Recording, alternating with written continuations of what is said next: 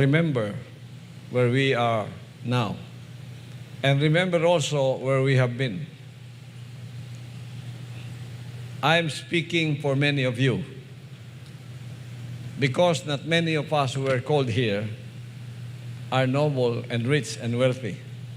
Halos tananta kapareho sa kuwa. Amen. Di ba? Amen. Halos tananta pareho tas kapobrehon gikan sa sinugdanan. What I have experienced in my childhood, you experience also. Pare-pareho yung tag mga experience. Atong mga dinulaan sa mga pobre, pareho yun. Mga siyatong, mga kanang labay-labay, taro, lata. Wata kabaluan ng mga dulas, mga dato. Ang mga golf, mga unsa diha, wata kabaluan na.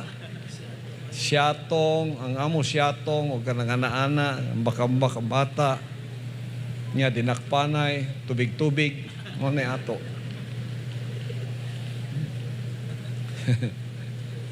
So from those lowly estate of being poor, the Father picked me up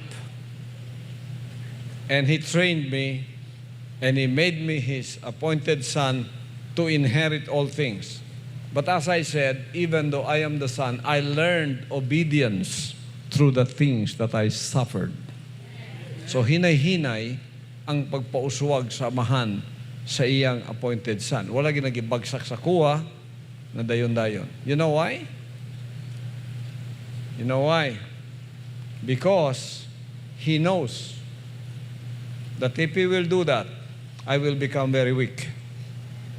And I will just depend on Him all the time for anything that He can depend on me. Instead, siya mo depende sa kuha, ako naman hinunang mo depende sa ibisan. Mahimo na ako, ipahimo na nako sa iya. Wala nang gitugutan sa mahal. Now, especially the new ones who came, and especially those who have now been in this state of prosperity and abundance in the kingdom. I am reminding you, especially those who have not been with me in my sufferings, in my trials, in going to the summit of the mountain of abundance and prosperity. I'm reminding all of you, there is also a curse of prosperity. Napoy tunglo ang kadagaya. Labi nagwa nimo giantos, ug wa nimo gipaningkamutan, ug wala ka nakaapil sa mga kasakit, o niya kalit-kalit nihatag na lang sa imuha. Ang tunglo diha is makalimot ka kung kinsa ang naghataga na sa imuha. Niya, imbes nga imo siyang pasalamatan, imo pa siyang talikdan, o niya imo pa siyang sikaran. Kani mo'y akong reminder sa tuwa samtang gauswag ta. Samtang ibutang ta samahan sa tanang klasing panalangin. I would like to remind every one of you, that's why we have the element of sacrifice in the kingdom. That cannot be taken away, especially to the new ones who just came and now have tasted the tremendous blessings handed down to us by the Father Almighty. Panapay uban nga, bisan pagbago lang sila, but because they know in their hearts that it is undeserved blessings, they keep on thanking the Father. They have been obedient, they have been trustworthy, and they are now children, sons, and daughters of the Father Almighty, whom He can trust with His spiritual work here on the earth. So let us review all of this as we see it was also the pitfalls of His chosen people whom He called from the wilderness, the chosen people Israel, the physical people whom He had chosen before us, and this was also the pitfalls because when they were blessed, they tended to forget Him. Look at Deuteronomy chapter 8. Yes, Pastor, in Deuteronomy chapter 8, from verse 1 to 20, All the commandments which I command thee this day shall ye observe to do, that you may live and multiply, and go in and possess the land which the Lord sware unto your fathers. Verse 2, and thou shalt remember all the way which the Lord thy God led thee these 40 years in the wilderness, to humble thee and to prove thee, to know what was in thine heart, whether thou wouldest keep his commandments or no. What are the trials, the hardships, and the obstacles? What's the purpose of those? The purpose of that is to humble us, to see really what is in our hearts, whether we will obey or we will disobey.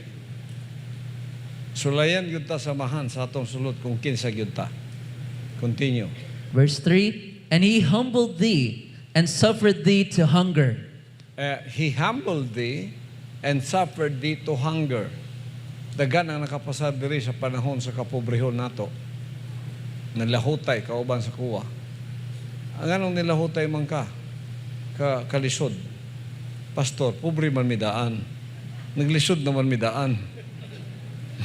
Kining kalisod nga itong giyagiyan, mani-mani na lang ni kuwa kay gikan ako diha.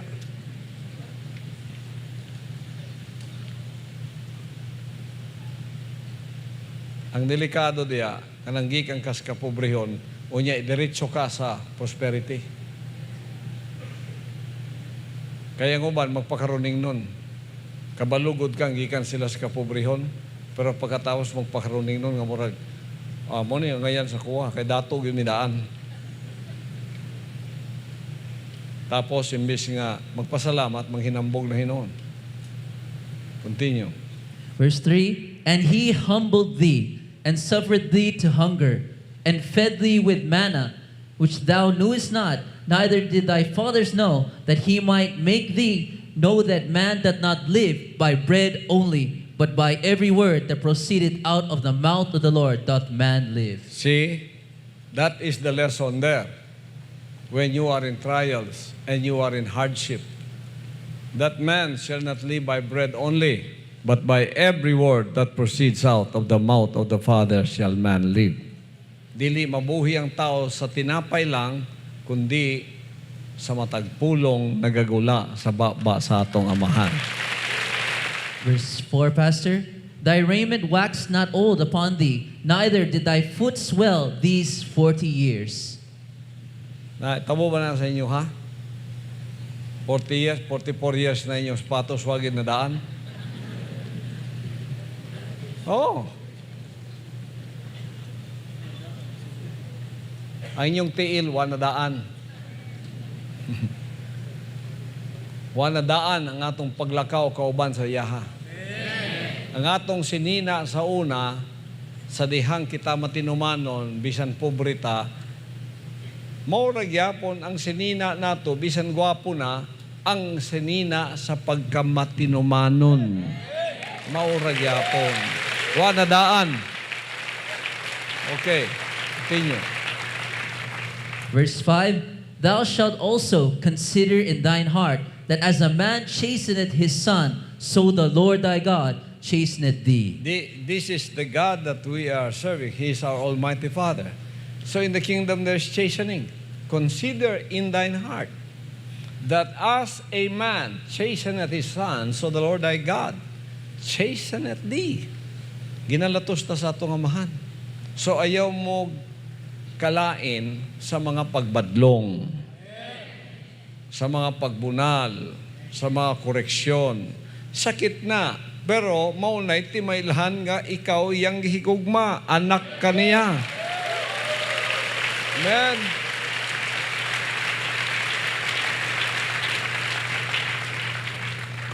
Nganong gilatos ka, nganong gi-chasten ka, incorrect ka, kayo sa'yo mo tipas ka sa iyandalan. So iya kang latoson, therefore thou shalt keep the commandments of the Lord thy God, to walk in His ways and to fear Him. Magbatong kahadlok sa iya, lakaw ta sa iyahang mga kabubuton, sa iyang gusto, dito ta mulakaw. Verse 7. Verse 7, for the Lord thy God bringeth thee into a good land, a land of brooks of water, of fountains and depths that spring out of valleys and hills. O the Lord thy God bringeth thee into a good land, a land of brooks of water, of fountains and depths that spring out of valleys and hills. Mo na ni ang atong kaimtang karon. Nganong iyatang gitrain, iyatang gipahambol, iyatang gibadlong, iyatang gikoreksyonan, kay dalhunta sa maayong yuta.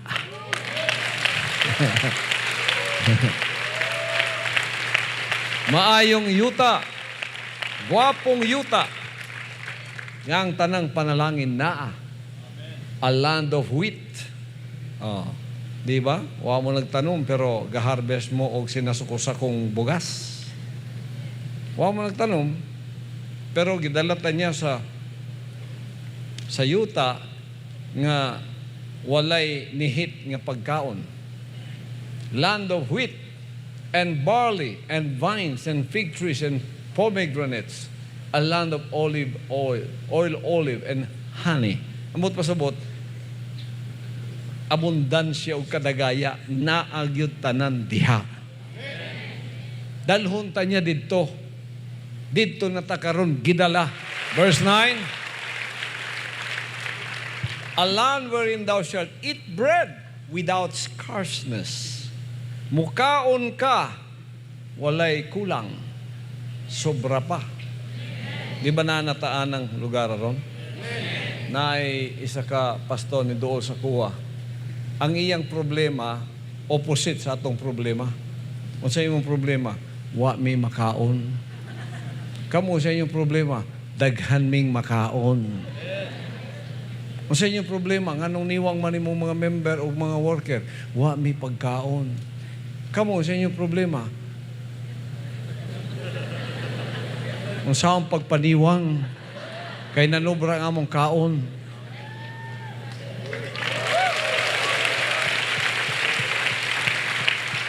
A land wherein thou shalt eat bread without scarceness, thou shalt not lack anything in it. A land whose stones are iron, and out of whose hills thou mayest dig brass. When thou hast eaten and art full, then thou shalt bless the Lord thy God for the good land which He hath given thee. Karon, sa atong kahimtang inani na. Verse 9. Unsay atong buhaton? Verse 10. Pasalamatan nato siya. I-bless nato ang amahan. Pasalamatan nato siya. Sa maayong yuta, diin kita gidala. Amen.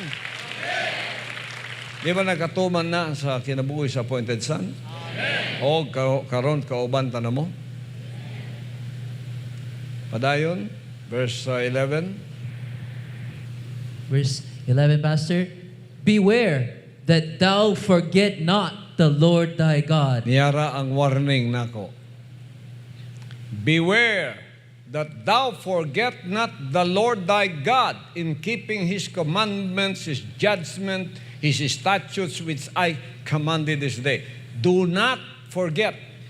Mauni ang sala sa Israel sa una. Sa dihang gipatambok sila sa amahan, imbes magpasalamat, gikalimtan ang amahan. Gitalikdan, gisikaran pa ang amahan. Ingon siya diya, beware that thou forget not the Lord thy God in not keeping His commandments. Bisan sa nato katambok, magpadayon ta sa pagtutok sa kabubuton sa atong amahan. Not my will, gyapon ta, but your will, Father, be done. Yarang warning, beware that thou forget not the Lord thy God. Ay sa kalimti. Ang uban, nanambok na, di nakabalo magdevosyonal, di nakabalo mampo. Tungkol silang katambok, dagkang kinaon na itong gabihuna, pukaw ni masubuntag, masuko pa. Di ka na magpapukaw. Ayaw kalimti ang Ginoo ngay mong Diyos. Ayaw. Kinanglan, magpadayon tang mapasalamaton. Matinumanon.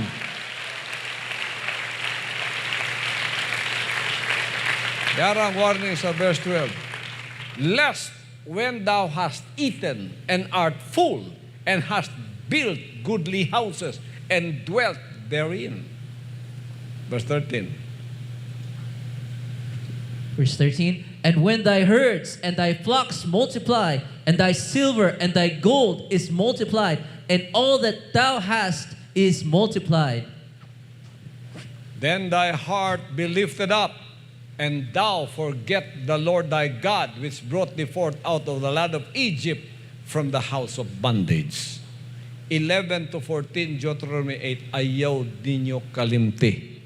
Ingon siya, basig ka nang natambok na mo, unya nidaghan na ang inyuhang mga kabtangan, ang inyong silver, inyong kwarta, inyong gold, nidaghan na ang tanang nasa inyuha, nan ang imong kasing-kasing magmapahitas-un og kalimtan mo ang Ginoong Dios nga nagkuha kanimo gikan sa kaulipnan, gikan sa kapobrehon.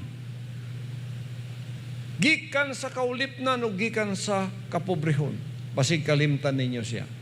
But thou shalt remember the Lord thy God, for it is He that giveth thee power to get wealth, that He may establish His covenant which we swear unto thy fathers, as it is this day. Siyang naghatag natong kagahom nga magbaton og dagkong bahandi, aron iyang tumanon ang iyang saad. Sa atong espiritual nga ginikanan si Abraham, sa saad niya, basta mo tuman ka, panalanginan ko ikaw, bisan nasa kamuadto, sa imong pagsulod, sa imong paggula, ikaw akong himuong ibabaw lamang, ikaw ang akong pagpanalanginan, akong ablihan ang langit at tambuanan sa langit, aron ikaw akong bubuan sa tanang panalangin. Deuteronomy 28, 1 to 14. That is the covenant. What is that covenant? It is the covenant of prosperity and abundance. He signed that with His blood. That covenant. Mao nang niya takaron diri, pinagi sa dinihog nga anak ngayang ipadala. Nga kamo ako nang nadala o kauban tanamo. Ang delikado diya kung kamo ang makalimot. Ako di, ayaw mong kabalakas kuha, kaya di ko makalimot. Ang akong ikabalakan kamo. Labi na kamong karon lang nakatilaw o kadagaya. No scarceness. All food is there. Everything that we need is there. Wala nagikulang bisan gamay. Tanan, imong gusto, ihatag samahan. Mo na gusto samahan. Ang tanan natong gusto, ihatag niya. Nga nung usahay di niya mahatag, kay nakabalo siya makadaot sa imo. Manin nyo na, Kingdom Nation. Everywhere. Let us remember that.